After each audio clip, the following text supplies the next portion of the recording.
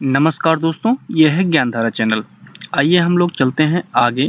UP TGT सामाजिक विज्ञान के अंतर्गत भूगोल से पूछे गए प्रश्नों के बारे में, उसकी संबंधित श्रृंखला के बारे में। तो आपको बताते चलें कि इसके पहले हम लोग यूपी टीजीटी 2013, 2009, 2011, 2005, 2004 ये पेपर्स डाल चुके हैं। अब हम लोग इस वीडियो में सामाजिक विज्ञान का जो पेपर निरस्त हुआ था यूपी टीजीटी 2004 का, उस पेपर के बारे में बात करेंगे। उसमें किस प्रकार से भूगोल से प्रश्न पूछे गए, उनको हम लोग देख लेते हैं बारी बारी से। तो पहला प्रश्न जो पूछा गया है वो हम लोग देख लेते हैं। पहला प्रश्न है कि सिंचाई के लिए बनाई गई नहरों की अधिकतम लंबाई कहाँ पर है? उत्तर प्रदेश, पंजाब, बिहार, और ये विकल्प दिए हुए हैं। यहाँ पर रिपीटेड विकल्प दिए हुए हैं, जबकि होना क्या चाहिए था? हरियाणा। ठीक है, तो अब जो है चारों में से जो सबसे अधिकतम लंबाई है वो है उत्तर प्रदेश में। तो भारत में सिंचाई के स्रोतों में नहर, कुएं, तालाब ये ज़्यादातर हैं ही, और सिंचित भाग का लगभग 35% जो है नहर से सिंचा जाता है। ठीक है, आइए हम लोग देख लेते हैं कि नहर के बाद, ये इस प्रश्न के बाद सौरमंडल से जो प्रश्न पूछा गया है कि चंद्र ग्रहण होता है जब सूर्य, चंद्रमा और पृथ्वी एक सीध में आ जाते हैं। पृथ्वी आ जाती है सूर्य और चंद्रमा के बीच में। सूर्य और पृथ्वी होती है चंद्रमा की दोनों ओर। सूर्य आ जाता है पृथ्वी और चंद्रमा के बीच में। तो चंद्र ग्रहण तब होता है जब पृथ्वी आ जाती है सूर्य और चंद्रमा के बीच में। ठीक है, और चंद्र ग्रहण कब होता है? चंद्र ग्रहण तो आपने बता दिया। अब सूर्य ग्रहण कब होता है तो आपको बताना पड़ेगा, जब चंद्रमा बीच में आ जाता है सूर्य और पृथ्वी के बीच में। तो आइए हम लोग देख लेते हैं, इसका एक्सप्लेनेशन देख लेते हैं कि जब पृथ्वी सूर्य और चंद्रमा के बीच में आ जाती है तो चंद्र ग्रहण होता है। ऐसी स्थिति में चंद्रमा को सूर्य का प्रकाश नहीं मिल पाता है, बल्कि पृथ्वी की छाया चंद्रमा पर पड़ने लगती है। चंद्र ग्रहण कहा जाता है। यह स्थिति जो है सदैव पूर्णिमा के दिन होती है। इसी तरह से आप मुझे बताइएगा कि जो सूर्य ग्रहण होता है वो कब होता है, वो आप मुझे कमेंट बॉक्स में पोस्ट करिएगा। अगला प्रश्न है कि पृथ्वी के देशांतर के 1 डिग्री घूमने में कितना समय लगता है? 2 मिनट, 4 मिनट, 6 मिनट, 1 मिनट। तो कितना मिनट लगता है? 4 मिनट। अच्छा, 15 डिग्री घूमने में कितना समय लगेगा? आप कमेंट बॉक्स में पोस्ट करिए। फिर आप कमेंट बॉक्स में पोस्ट करिए कि 24 घंटे में कुल कितना डिग्री घूमती है, वो आप बताइएगा। ठीक है, अगला प्रश्न है कि पृथ्वी के गिर्द चट्टानों की बाहरी परत को क्या कहा जाता है? चर्म, घेरा, परपटी या बाह्य परिधीय स्तर। तो परपटी कहा जाता है, जिसे भूपर्पटी कहते हैं, क्रस्ट कहते हैं। ठीक है, जिसकी औसत जो मोटाई है वो 33 किलोमीटर होती है। ठीक है, अब जो है इसे जो है जो ऊपरी परपटी होती है, क्रस्ट होती है, उसे जो श्वेस महोदय थे, एडवर्ड श्वेस महोदय, उन्होंने इसे सियाल कहा। और पृथ्वी की जो आंतरिक संरचना है उसके अंतर्गत जो 3 प्रमुख परतें पाई जाती हैं, सियाल, सीमा और निफे। ठीक है, इसके बारे में हम लोग डिटेल में बाद में बात करेंगे, अभी केवल पेपर देखते हैं। अगला प्रश्न है कि एक उपजाऊ मिट्टी में शामिल होता है बालू और कंकड़, सूखे पत्ते, बालू, चिकनी मिट्टी, दोमट या खाद मिट्टी। तो जो एक उपजाऊ मिट्टी होती है वो दोमट एवं खाद मिट्टी होती है। अगला प्रश्न हम लोग देख लेते हैं। अगला प्रश्न है कि समोच्च रेखाएं होती हैं समुद्र तल से समान ऊंचाई वाले स्थानों को मिलाने वाली रेखाएं, अक्षांश रेखाएं, देशांतर रेखाएं, बंदरगाहों को मिलाने वाली रेखाएं। तो समोच्च रेखाएं शब्द से ही निकल रहा है, सम धन उच्च, है ना। तो समान ऊंचाई वाली रेखाएं, मतलब समुद्र तल से समान ऊंचाई वाले स्थानों को मिलाने वाली जो रेखा होती है, काल्पनिक रेखा होती है, वो समोच्च रेखा कहलाती है। इसे अंग्रेजी में आइसोहाइप कहते हैं।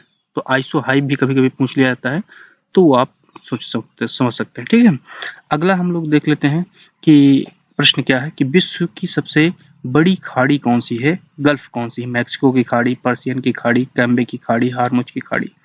तो जो दिए गए विकल्प हैं उनमें मैक्सिको की खाड़ी सबसे बड़ी खाड़ी है। ठीक है, अब जो है खाड़ी होती क्या है कि 3 ओर से स्थल और 1 ओर से समुद्र से घिरे हुए भाग को खाड़ी कहते हैं। जो विश्व की सबसे बड़ी खाड़ी है प्रश्नानुसार तो मैक्सिको की खाड़ी है। ठीक है, और समुद्र और स्थल के मध्य संगम स्थल को समुद्र तट एवं समुद्र तथा स्थल के मिलन रेखा को तटरेखा कहा जाता है। तो समुद्र तट की संगम स्थल मतलब समुद्र तट किसे कहते हैं और तटरेखा किसे कहते हैं, ये भी यहाँ पे स्पष्ट हो गया। अगला प्रश्न है कि डंकन दर्रा किन के बीच स्थित है? अंडमान एवं निकोबार द्वीप समूह के बीच में, दक्षिणी एवं मध्य अंडमान द्वीप के समूह के बीच में, उत्तरी एवं मध्य अंडमान के बीच में, उत्तरी और दक्षिणी अंडमान द्वीप समूह के बीच में। तो जो डंकन पास है या डंकन दर्रा है वो उत्तरी और मध्य अंडमान द्वीप के बीच में है। और आपको बताते चलें कि अंडमान में 4 जो बड़े द्वीप हैं वो कौन कौन से हैं? उत्तरी अंडमान, मध्य अंडमान, दक्षिणी अंडमान और लघु अंडमान। ठीक है, अब आपको बताते चले कि जो डंकन दर्रा है यह दक्षिणी अंडमान और लघु अंडमान के बीच 11 डिग्री उत्तरी अक्षांश पर स्थित है। अगला प्रश्न है कि एक भूकंप का भूकंपीय केंद्र स्थित होता है पृथ्वी की सतह पर, अभिकेंद्र के विपरीत, पृथ्वी के अंदर, अभिकेंद्र के नीचे, अभिकेंद्र के 90 डिग्री ऊपर। तो यहाँ पे अभिकेंद्र जो शब्द दिया है वो अधिकेंद्र होना चाहिए। ठीक है, तो अधिकेंद्र है। तो आपको बताते चले कि जो इसका उत्तर होगा वो है पृथ्वी के अंदर, अधिकेंद्र के नीचे। ठीक है, अगला प्रश्न जो पूछा गया है वो हम लोग देख लेते हैं कि मरुभूमि बनने को रोकने के लिए हमें इसके निम्नीकरण को रोकना चाहिए। जैसे भूमि, जल, वायु, इस सभी के द्वारा होना चाहिए। ठीक है, अगला है कि शिवालिक के दक्षिणी भाग के क्षेत्र को क्या कहते हैं? बालू का टीला, ड्यून्स, भाभर और तराई, मैदान, खादर। तो ये विकल्प होगा आपका भाभर और तराई। अगला प्रश्न जो पूछा गया है कि दक्कन जाल बना है किसका बना हुआ है? ग्रेनाइट, अवसादी शैलें, कायांतरित शैल या बेसाल्ट से? तो बेसाल्ट से बना हुआ है। ठीक है, तो डक्कन ट्रैप जो है वो ताप्ती नदी के दक्षिण में त्रिभुजाकार आकार में फैला हुआ है और उत्तरी पश्चिम भाग में सतपुड़ा और विंध्याचल, उत्तर में महादेव और मकालू, पूर्व में जो है पूर्वी घाट, पश्चिम में पश्चिमी घाट इसकी सीमाएं बनाती हैं। और यह पठार मुख्यतः लावा से बना हुआ है और इसकी जो औसत ऊंचाई है वो 600 मीटर है और दक्षिण में यह पठार लगभग में 1000 मीटर औसत ऊंचा है, परंतु उत्तर में इसकी जो ऊंचाई है केवल 500 मीटर ही है। अगला प्रश्न है कि बंगाल की खाड़ी के उष्णकटिबंधीय चक्रवातों को सामान्यतः क्या कहा जाता है? टाइफून, हरिकेन, अवनमन या टॉर्नेडो? तो क्या कहा जाता है? अवनमन या साइक्लोन ही कहा जाता है या डिप्रेशन होते हैं। ठीक है, अब जो है आपको बताते चलें कि चीन, फिलीपींस और जापान में इन्हीं चक्रवातों को टाइफून कहा जाता है।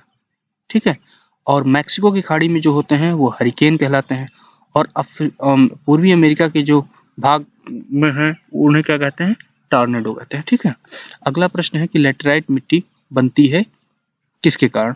अपरदन के कारण, निक्षेप के कारण, अपक्षयण के कारण या निथारण के कारण? तो अपक्षयण के कारण या वेदरिंग की वजह से बनता है। अगला प्रश्न जो पूछा गया है उसको हम लोग देख लेते हैं कि भाभर मृदा बनी होती है खुरदुरे दानों से, यह पाई जाती है कहाँ? छोटा नागपुर पठार, राजस्थान की मरुभूमि, समुद्री क्षेत्र, तराई के उत्तर या शिवालिक के साथ? तो तराई के उत्तर और शिवालिक के दक्षिण में, उसके बीच में होती है। ठीक है, तो ये आपका विकल्प सही हो गया। और ये जो होता है वो 8 से 16 किलोमीटर चौड़ाई वाली एक सकरी पट्टी होती है। गिरिपात पर स्थित होने के कारण ये इस क्षेत्र में जो है नदियां बड़ी मात्रा में कंकड़ पत्थर और बजरी लाकर जमा कर देती हैं और यह मैदान तराई के उत्तर में स्थित होता है। ठीक है, अगला प्रश्न जो पूछा गया है कि पिंडित लावा के अपक्षयण से कौन सी मृदा बनती है? तो विकल्प दिए हुए हैं लाल, मकरला, जलोढ़, काली। तो आपको बताते चले कि पिंडित लावा से जो बनने वाली मिट्टी है वो काली मिट्टी, जिसे रेगुर मिट्टी भी कहा जाता है। ठीक है, और इस मिट्टी का जो निर्माण होता है ज्वालामुखी विस्फोट से होता है, जिसमें कई प्रकार के खनिज विद्यमान होते हैं। सामान्यतः जो काली मिट्टी है वो मृतिकामय होती है, गहरी और अपारगम्य होती है और इसमें नमी को काफी देर तक संजोए रखने की क्षमता होती है और यह मिट्टी शुष्क ऋतु में सूख जाती है और इसमें दरारें पड़ जाती हैं, परंतु वर्षा ऋतु में यह चिपचिपी हो जाती है। अब आपको बताते चलें कि इसीलिए जब ये सूख जाती है तो इसमें जो बड़ी बड़ी दरारें पड़ जाती हैं, तो दरारें पड़ने की वजह से लगता है कि खेत जुता हुआ है, तो इसीलिए इसे स्वतः जुताई वाली मिट्टी भी कहते हैं। अगला प्रश्न पूछा गया है कि निम्नलिखित में से किस प्रकार की मृदा भारत में नहीं पाई जाती है? लोयस, काली मिट्टी, लैटेराइट, जलोढ़ मिट्टी। फिर लोयस यहाँ पर नहीं पाई जाती। लोयस के लिए जो सबसे ज्यादा फेमस है कौन सा है? चीन का लोयस का मैदान जो है सबसे ज्यादा फेमस। अगला प्रश्न जो पूछा गया है वायुमंडल से, एटमॉस्फेयर से, कि मौसम और उसकी बनावट में परिवर्तन इस कारण होता है? पृथ्वी का गुरुत्वाकर्षण के कारण, पृथ्वी का घूर्णन के कारण, पृथ्वी का परिक्रमण के कारण, पृथ्वी के अक्ष का उसके पक्ष के समतल की ओर झुकाव होना। तो इसमें जो है पृथ्वी के परिक्रमण के कारण जो है मौसमी परिवर्तन होते हैं। और जो दैनिक परिवर्तन होते हैं वो कैसे होते हैं आप बताइएगा कमेंट बॉक्स में। अगला प्रश्न है कि कहाँ वर्ष की लंबाई सबसे अधिक होती है। विकल्प दिए हुए हैं बुध, बृहस्पति, पृथ्वी, प्लूटो। तो आप जो सबसे ज्यादा दूर है, लंबाई सबसे ज्यादा दूर है ना, तो वो क्या हो गया, प्लूटो या यम। अब प्लेटो में 248 वर्ष जो है एक दिन के बराबर होता है, ठीक है, एक वर्ष के बराबर होता है। जबकि बृहस्पति पर जो है 12 वर्ष के बराबर होता है और पृथ्वी पर जो है 365 दिन के बराबर एक वर्ष होता है, ठीक है। अगला प्रश्न जो है उसको देख लेते हैं। अगला प्रश्न है कि वह स्थान जहां पर वर्षा 200 सेंटीमीटर तापक्रम 25 डिग्री सेंटीग्रेड रहता है, जिसकी भूमि ढलवा है, किसकी खेती के लिए उपयुक्त होता है। तो कॉफी, तंबाकू, चाय और चावल। तो कॉफी जो है उसके लिए ढलवा भूमि चाहिए, ज्यादा वर्षा चाहिए, मध्यम तापमान चाहिए, तो उसके लिए उपयुक्त रहता है। अगला प्रश्न है कि निम्नलिखित में से कौन सा अवक्षेपण का एक रूप नहीं है, मतलब प्रेसिपिटेशन का रूप नहीं है। वर्षा, हिमपात, ओलावृष्टि, कुहासा पड़ना। तो कुहासा पड़ना जो है ये प्रेसिपिटेशन का पार्ट नहीं है। अगला प्रश्न है कि पार्थिव विकिरण वायुमंडल के को कितना प्रतिशत गर्म कर देती है। 60%, 70%, 80%, 90%। तो पार्थिव विकिरण मतलब टेरेस्ट्रियल रेडिएशन वायुमंडल के लगभग 80% भाग को गर्म कर देती है। तो ये आपका महत्वपूर्ण प्रश्न है, इसको आप याद कर लीजिएगा कि 80% भाग को जो है कर देती है। अगला प्रश्न है कि पृथ्वी का सर्वाधिक गर्म स्थान कहाँ है। विषुवतीय क्षेत्र, समाना क्षेत्र, मानसून क्षेत्र या उष्णकटिबंधीय मरु क्षेत्र। तो उष्णकटिबंधीय जो मरु क्षेत्र होता है, ट्रॉपिकल डेजर्ट एरिया, वहां पर सर्वाधिक तापमान दर्ज किया जाता है। उदाहरण के लिए लीबिया का जो अल इजीजिया स्थान है, वहां पर विश्व का सर्वाधिक तापमान रिकॉर्ड किया गया, लगभग में 59 डिग्री सेंटीग्रेड। अगला प्रश्न में जो है जलमंडल से है कि ज्वार भाटा या नीप पैदा होते हैं, कहाँ पैदा होते हैं। अर्धचंद्र के समय, दिन के समय, एक माह, एक महीने में एक बार, एक सप्ताह में एक बार। तो अर्धचंद्र के समय ज्यादातर लघु ज्वार भाटा उत्पन्न होते हैं।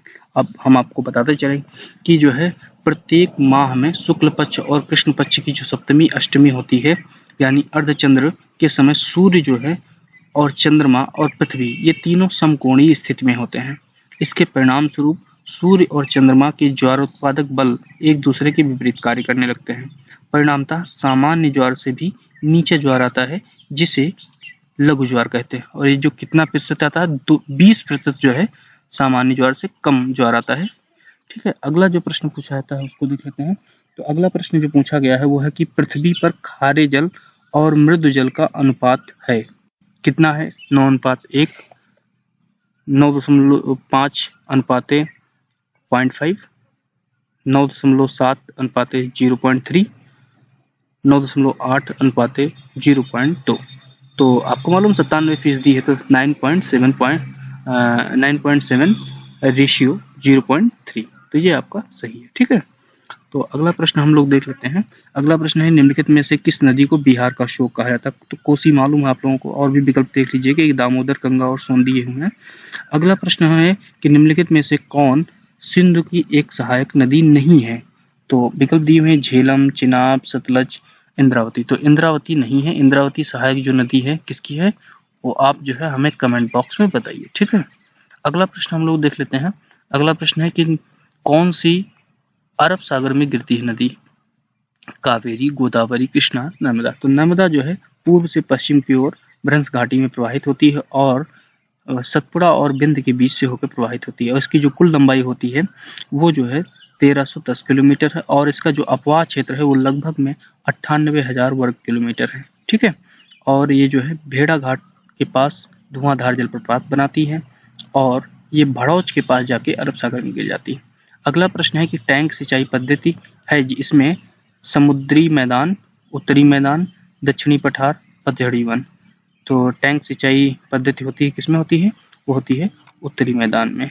अगला प्रश्न पूछा गया है जयमंडल से कि उष्णकटिबंधीय पतझड़ी वन में एक वृक्ष अपने पत्तों को इस कारण छोड़ता है, किस कारण छोड़ देता है। ट्रॉपिकल डिसिडुअस फॉरेस्ट में जो पत्तियां छोड़ देते हैं, किस वजह से छोड़ देते हैं, आर्द्रता की कमी की वजह से, तापक्रम का 6 डिग्री से कम होना, एक को या दोनों, ना एक ना एक दो। तो यहाँ पे जो होता है ये होता है आपका जो है आर्द्रता की कमी की वजह से। ठीक है, यहाँ पे जो आपका आंसर दिया गलती है, लेकिन आर्द्रता की कमी की वजह से जो है ये पत्तियां छोड़ देते हैं। ठीक है, अब जो है अगला प्रश्न देख लेते हैं कि निम्नलिखित में से किस प्रकार के वृक्ष मध्य अक्षांश वनों में पैदा होते हैं। तो मध्य अक्षांश वनों में कौन से वृक्ष पैदा होते हैं? शंकुधारी वन, पतझड़ी वन, शंकुधारी एवं पतझड़ी दोनों, और यूकलिप्टस सदापर्णी वन। तो मध्य अक्षांशों में शंकुधारी वन होते हैं, कॉनिफेरस और डिसिडुअस फॉरेस्ट दोनों होते हैं, और जो कि 30 डिग्री से लेकर 60 डिग्री के बीच में मुख्यतः पाए जाते हैं। अगला प्रश्न है कि हिमालय के शंकु वृक्ष कितनी ऊंचाई पर पाए जाते हैं? 500 से 1500 मीटर, 1000 से 2000 मीटर, 1500 से 3500 मीटर, 3000 मीटर से उससे ऊपर। तो 1000 से 2000 मीटर के बीच में ज़्यादातर शंकुधारी वन पाए जाते हैं। अगला जो प्रश्न है वो है कि मेघालय में नोकरेक है, एक क्या है? राष्ट्रीय उद्यान, पक्षी विहार, वन्य जीव अभ्यारण्य, जीवमंडल। तो क्या है ये? राष्ट्रीय उद्यान है, नेशनल पार्क है। ठीक है, अब जो है हम आपको बताते चलें कि जो है यहाँ पे जो पाए जाते हैं वो हाथी, चीता, बाघ, हिरण, सांभर, भालू मुख्यतः यहाँ पर है। अगला प्रश्न है कि मृत और सड़नशील कार्बनिक पदार्थ का अकार्बनिक पदार्थ मृदा पुष्टिकरण में परिवर्तन होना है, इस किसके द्वारा होता है? उपभोक्ताओं के द्वारा, या उत्पादकों के द्वारा, या अपघटकों के द्वारा, या श्रेणीकरण के द्वारा। तो जो डिकम्पोजर्स होते हैं, अपघटक होते हैं, उनके द्वारा कार्बनिक पदार्थ का अकार्बनिक मृदा में परिवर्तन होता है। अगला प्रश्न जो पूछा गया है उसको देख लेते हैं। अगला प्रश्न आर्थिक भूगोल से कि किस फसल के लिए काली मिट्टी सर्वाधिक अनुकूल है? तो काली कपास के लिए, बाजरा के लिए, जौ के लिए, चना के लिए। तो पहले ही बता चुके हैं कपास के लिए। अगला प्रश्न पूछा गया कि बागान रोपण किस श्रेणी में आता है? उद्यान कृषि के लिए, पशुपालन, एक धान्य कृषि, या जीविका कृषि। तो उद्यान कृषि के अंतर्गत आता है। ठीक है, अगला प्रश्न पूछा गया कि निम्नलिखित में से किस तिलहन से प्राप्त खली पशुओं के आहार के लिए हानिकारक होती है?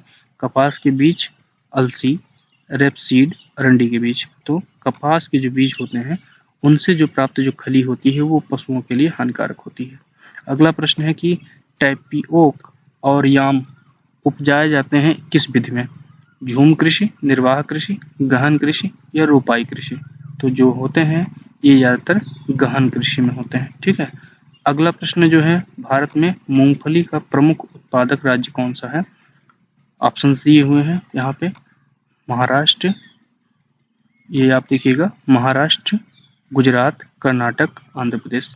तो मूंगफली का जो सबसे ज़्यादा उत्पादन होता है वो आपका जो है 2001 के आंकड़ों के अनुसार उस समय जो है आंध्र प्रदेश था, लेकिन अभी जो है वो क्या है? गुजरात है। अगला प्रश्न है कि कुल औद्योगिक उत्पादन में लघु उद्योगों की भागीदारी कितनी है? तो कुल औद्योगिक उत्पादन में 19, 29, 30, 39 कितनी है? 30% लगभग में है।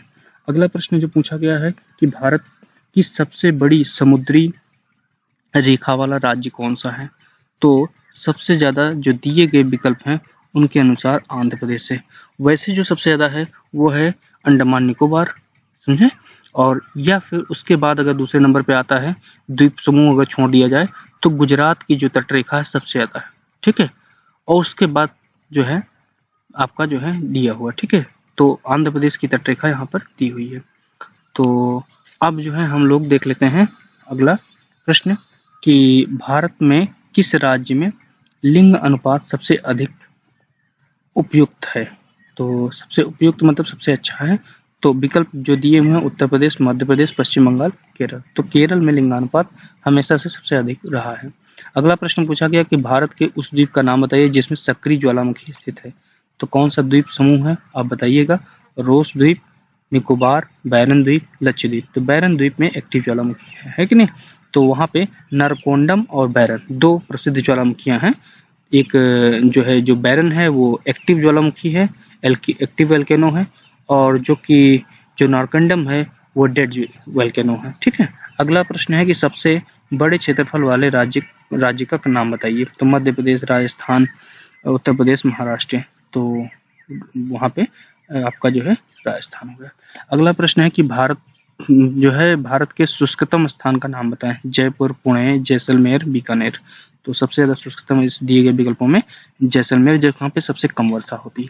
अगला प्रश्न जो है वो देख लेते हैं कि भारतीय बाघों की प्राकृतिक वास का नाम बताएं कि कहाँ पे जो है इंडियन जो होते हैं बाघ हैं वो हैं गिर, कर्नाटक, सुंदरवन और क्या है ऑप्शन जो दिया हुआ है मिट गया है। तो दिए गए विकल्पों में सुंदरवन जो है वहाँ पे सबसे ज़्यादा बाघों का जो है प्राकृतिक वास है। अगला प्रश्न जो पूछा गया है कि 2001 में भारत में स्त्री साक्षरता का स्तर क्या था। तो भारत में स्त्री का साक्षरता का स्तर उस समय जो है 54% था।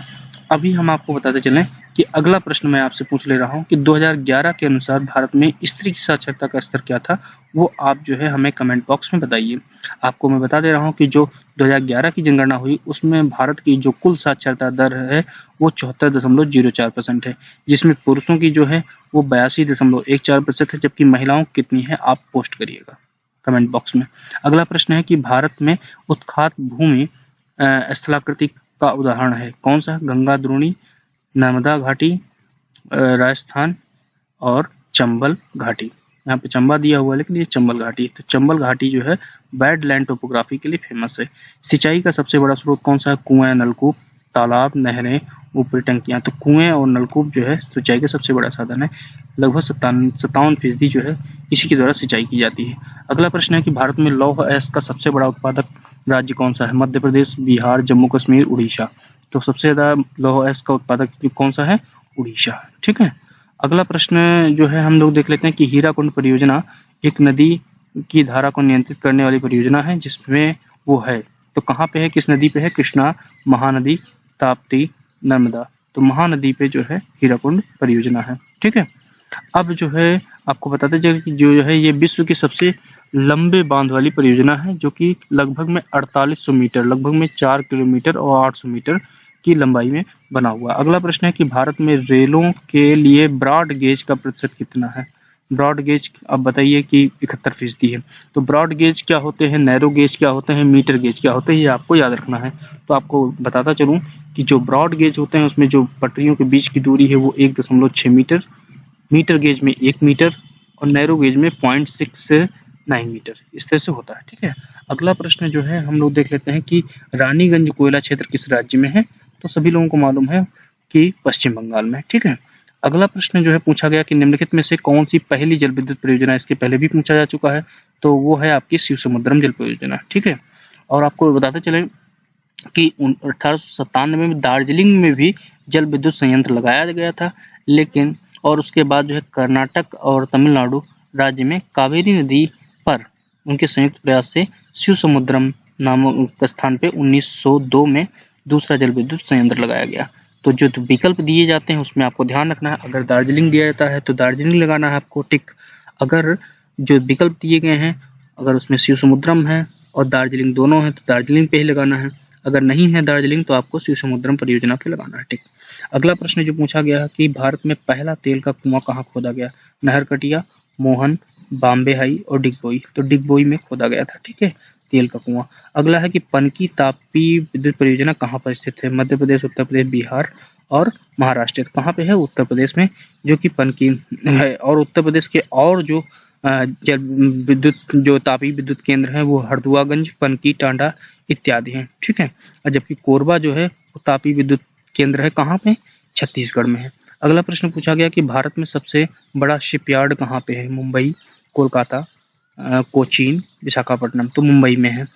और आपको बताते चलें कि जलयान निर्माण के लिए 3 प्रमुख जो है कंपनियां हैं। Mazagon, Mumbai, Hindustan shipyard limited, Visakhapatnam, garden rich shipyard builders limited जो है वो है कोलकाता में। अगला प्रश्न है कि बकिंघम नहर किस राज्य में स्थित है। पश्चिम बंगाल, उड़ीसा में नहीं, उड़ीसा आंध्र प्रदेश में नहीं, आंध्र प्रदेश तमिलनाडु में नहीं, तमिलनाडु और कर्नाटक में, है ना, इन 2 राज्यों में। अब जो है अगला प्रश्न है कि कोयना जल विद्युत परियोजना स्थित है कहाँ पे है। कोयना, तो कोयना में भूकंप भी आया था आपको याद होगा, तो वो है महाराष्ट्र में कोयना नदी पे। अगला प्रश्न है कि इंदिरा गांधी नहर में पानी आता है वो कहाँ से आता है। यमुना से, सतलज से, चंबल से, सतलज और ब्यास से। तो सतलज और ब्यास के संगम पे हरीके बैराज बना हुआ है, वहां से आता है। अगला प्रश्न पूछा गया कि डूरंड रेखा किन 2 देशों के बीच में है। तो डूरंड रेखा जो है वो है आपका पाकिस्तान और अफगानिस्तान का। भारत की भी सीमा अफगानिस्तान से लगभग 80 किलोमीटर की लंबाई में लगती है, तो वहाँ पे है। ठीक है। अगला प्रश्न पूछा गया कि भारत में भूमि के उपयोग की अभिरचना को श्रेष्ठ रूप से प्रदर्शित किसके द्वारा किया जा सकता है? बार डायग्राम द्वारा, लाइन डायग्राम द्वारा, पाई डायग्राम द्वारा, हिस्टोग्राम द्वारा। तो पाई डायग्राम में ज़्यादातर जो है, अगर कोई प्रतिशत में कोई चीज़ दी हुई है तो उसको हम दिखा सकते हैं। अगला प्रश्न जो है कि दादरा और नगर हवेली में कौन सी भाषा बोली जाती है? गुजराती, कोंकणी, मराठी और अंग्रेजी। तो मराठी भाषा जो है बोली जाती है दादरा और नगर हवेली में। तो उम्मीद है ये वीडियो आपको पसंद आया होगा और बहुत ढेर सारी जानकारी आपको इसमें मिली और आपको क्वेश्चन का पैटर्न पता चला कि किस प्रकार से टीजीटी में प्रश्न पूछे जाते हैं। और जो बड़ी परीक्षाएं होती हैं, उदाहरण के लिए असिस्टेंट प्रोफेसर की या यूजीसी में, तो उसमें भी कभी कभी इसी तरह से शॉर्ट क्वेश्चन दे दिए जाते हैं। तो इसीलिए हम लोग सरल से कठिन की ओर आगे बढ़ेंगे। पहले सरल क्वेश्चन देख लेते हैं, फिर हम लोग कठिन प्रश्नों पर देखेंगे। तो एक एक करके हम आपको पेपर्स बताते जाएंगे, उनको एक्सप्लेन करते जाएंगे जो भी हैं क्वेश्चंस हैं। तो कुछ क्वेश्चंस हैं जिनमें एक्स्ट्रा जानकारी है उनको बताते जाएंगे और आपको बहुत सुविधा होगी आगे जितने भी पेपर्स हम लोग अपलोड करेंगे और सीखते हुए आगे बढ़ेंगे। तो अपने दोस्तों में वीडियो शेयर करिए और जिससे कि उनको भी फ़ायदा मिल सके। धन्यवाद।